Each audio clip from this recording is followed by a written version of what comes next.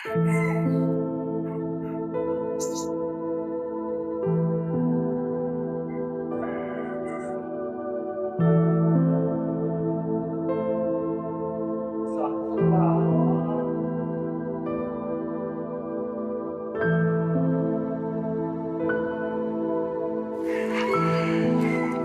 ยหมอนี่เฮ็ดอีสั่งนี่ กินยา อ้าวสมมาว่ากินหญ้าอึดแนวอยู่แนวกินแห้งซะบ่ ข่อยทุกข์ข่อยบ่มีข้าวกิน ฮะเจ้ากินจังซี่ทุกมื้อเลยบ่ แม่นแล้วกินคุมื้อ ฮู้คนเฮานี่เนาะคนทุกข์ก็ทุกข์จนบ่มีแนวสิกินคนรวยก็รวยจนเหลือกินเหลืออยาก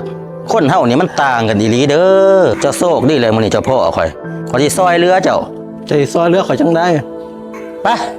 ไปกินอยู่เฮือนไปพุ่นบ่อึดดอกแนวกินแนวอยากกันไป สาธุจะแม่นจะเป็นคนดีที่มาสวยเหลือข่อยขอให้เจ้าร่ำเจ้ารวยเด้อเจ้าหังเจ้ามี มา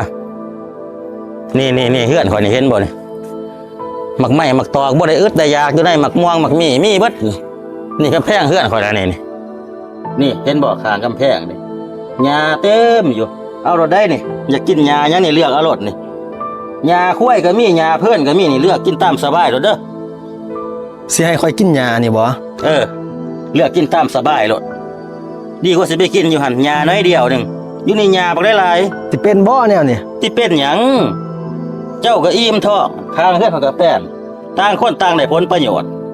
โหคือว่าสิพามากินแนวแซ่บ โอ้จะเป็นเฮ็ดดีกับคนบ่เกิดเด้เฮานี่เฮาระวังดีอย่าให้เพิ่นอิ่มท้องเสียค่าตัดหญ้าได้กูนี่เนาะ ๆนี่เนาะเขาว่าพวกเฮ็ดดีหวังผลประโยชน์